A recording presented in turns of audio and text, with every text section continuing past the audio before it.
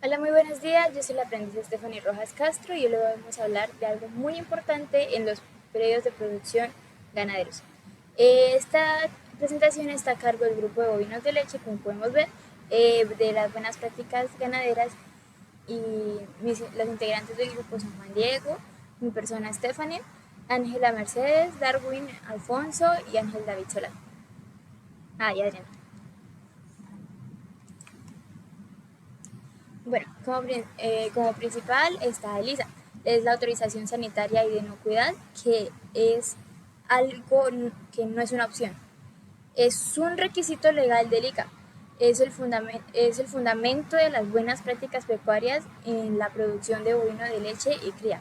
Esos requisitos establecidos por la resolución número 115708 del 27 de diciembre de 2021 del ICA tienen como objetivo establecer los requisitos obligatorios para obtener la autorización sanitaria y de inocuidad de LISA en los predios productivos. También su objetivo es proteger la sanidad animal, garantizar la inocuidad, que es no causar riesgo en la salud del consumidor, y la producción primaria, que es lo que va a salir de los predios de producción, y obtener la autorización sanitaria y de inocuidad de LISA. Un dato histórico que es bastante interesante es que la resolución deroga la anterior norma, haciéndola actualizada y modernando los requisitos.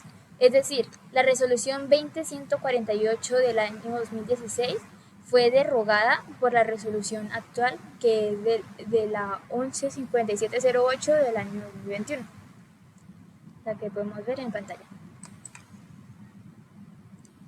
Las características esenciales para tener una buena inocuidad, entre estas tenemos la ASI, que es la autorización sanitaria y de inocuidad. Es el documento oficial que habilita el predio para la producción primaria de animales cuya carne y leche sean destinadas al consumo humano. La trazabilidad, que es la posibilidad de encontrar y seguir el rastro del animal, el alimento o la sustancia a través de todas las etapas de producción, transformación y distribución. La BPHO, que son las buenas prácticas en la higiene de ordeño, que son las prácticas tendientes a asegurar la inocuidad de la leche, minimizando peligros físicos, químicos y biológicos. Las BPMB, que son las buenas prácticas en el uso de medicamentos veterinarios, prácticas para asegurar la inocuidad de alimentos de origen animal, minimizando peligros físicos, químicos y biológicos. También encontramos en esta resolución los requisitos de saneamiento, que es la disposición de residuos peligrosos, mortalidades y desechos entomopatológicos, de manera que se evite la contaminación ambiental y se minimicen los riesgos sanitarios y de inocuidad.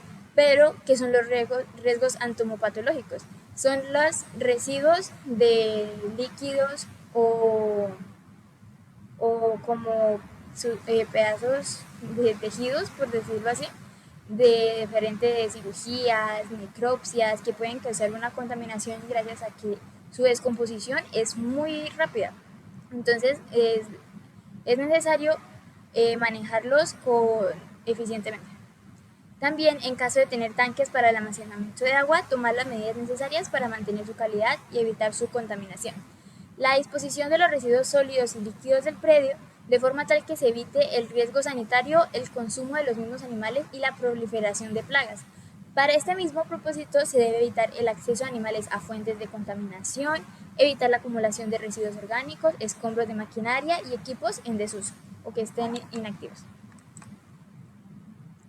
Los requisitos de la bioseguridad en el caso de sistemas productivos en estabulación o confinamiento se debe contar con registro de ingreso y salida de personas y vehículos del predio, ya sean visitas o del mismo personal de la unidad productiva o del predio productivo. Disponer de cercos, broches, puertas, aislamiento natural u otros mecanismos que permitan limitar la zona de producción y evitar el paso de animales, personas y vehículos ajenos del predio. En el caso de los sistemas productivos en estabulación o confinamiento, se deben realizar actividades que minimicen el riesgo de ingreso y salida de enfermedades, de acuerdo a los criterios establecidos por cada sistema productivo. Por ejemplo, el lavado de manos, la desinfección, el lavado de las botas, el uso de la dotación exclusiva de los elementos de protección personal, también las duchas del ingreso y a veces en algunas empresas o industrias también en las salidas de los mismos trabajadores y de las mismas visitas, los pediluvios y entre otras cosas. Ok, aquí hablaremos de las buenas prácticas de ordeño y almacenamiento de la leche, que se encuentran en el artículo 7 y 8 de la resolución que hablamos anteriormente. Aplica únicamente para predios productores de leche con destino a comercialización. En el ordeño se debe tener una rutina y una sanidad.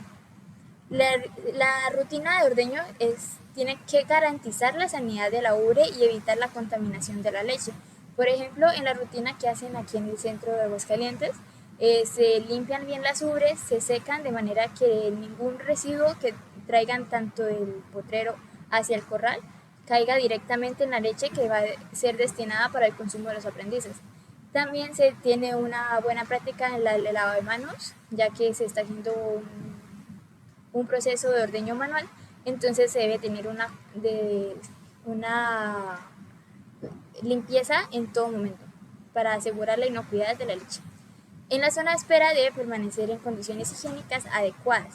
La sala de ordeño, su infraestructura debe estar en buen estado para facilitar la limpieza y desinfección, contar con sistemas de iluminación y ventilación apropiada.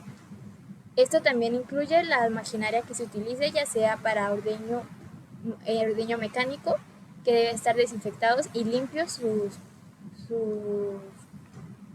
maquinaria. El ordeño móvil, la protección de la leche, o sea, se tiene que minimizar el riesgo de contaminación de la leche del sitio de refrigeración a la entrega, debe estar protegida de la intemperie y evitar el acceso de los animales. El almacenamiento o el cuarto de enfriamiento debe estar ubicado en un cuarto cerrado, que no permita el ingreso de animales y debe ser utilizado únicamente para dicho fin, almacenar la leche o guardarla hasta su respectivo uso. Los pisos y paredes, techos deben ser de fácil limpieza y desinfección.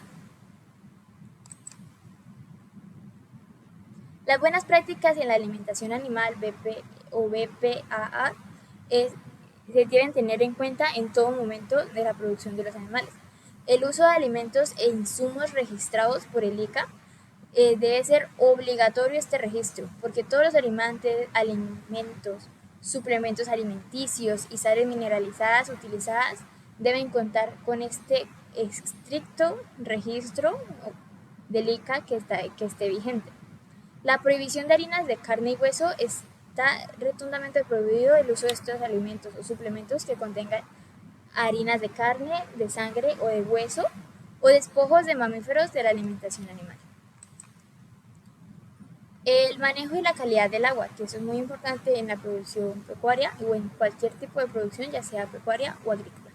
Al acceso al agua de calidad, los animales deben tener acceso a agua limpia de calidad a voluntad para estar libres de irrumpir en sus libertades, como de ser libre de sed, libre de hambre y entre otros.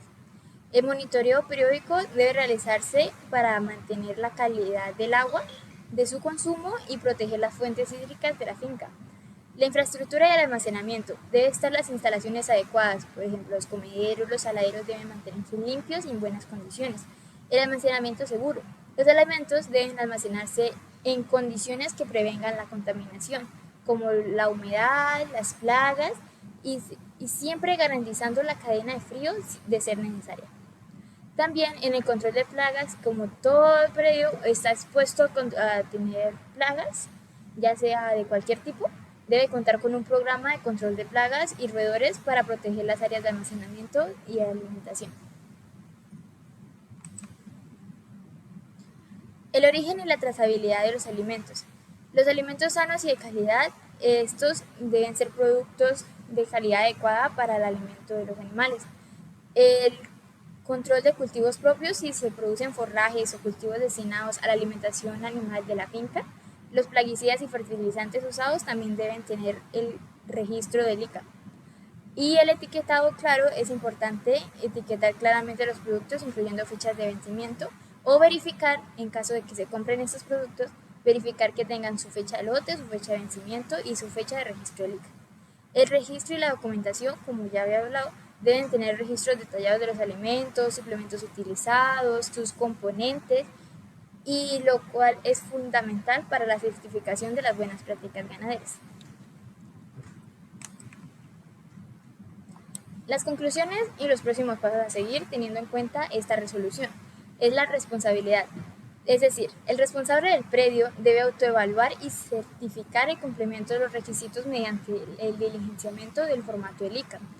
Es decir, que el responsable del predio que tiene una producción pecuaria debe hacer un autoanálisis y una evaluación de su predio para saber si cumple ya con todas esas condiciones para que quiere llevar hacia su mercado, o sea, lo que quiere producir, su materia prima, llevarla hacia el mercado, o si no, darle su valor agregado, que ya sería la transformación de este mismo producto. La inspección y vigilancia de control, el ICA podrá realizar actividades de inspección, vigilancia y control en cualquier momento del predio y deberá cumplir con todas esas características en caso de querer certificarse. También tenemos algunas cláusulas de suspensión o sanciones en caso de que no cumplan con estos requerimientos. La ASI puede ser suspendida o cancelada por el ICA, que es algo que es un deber que tiene que tener predio productivo. Las causales de suspensión, que puede ser hasta por 6 meses, son presencia o uso de sustancias prohibidas, excedencia confirmada de límites máximos de residuos de medicamentos o contaminantes químicos, presencia confirmada de contaminantes biológicos, el incumplimiento de los criterios en los que se otorga la autorización, el incumplimiento de tantos criterios que hemos hablado a lo largo de esta presentación puede llegar a la suspensión de formato, de esta certificación. Las sanciones. El incumplimiento de cualquier disposición de la resolución sancionada de conformidad con los artículos 156 y 157 de la Ley 1955 en 2019 o la norma que la modifique o que quede ahorita vigente tendrá su sanción por el incumplimiento de estos requisitos. Y la vigencia, que lo que hablé del dato interesante al principio, es la que derogó la anterior resolución del 2014-8 de 2016. Muchas gracias, eso es todo. Gracias por la atención. Espero nos encontremos en una próxima y hasta luego. Chao, chao.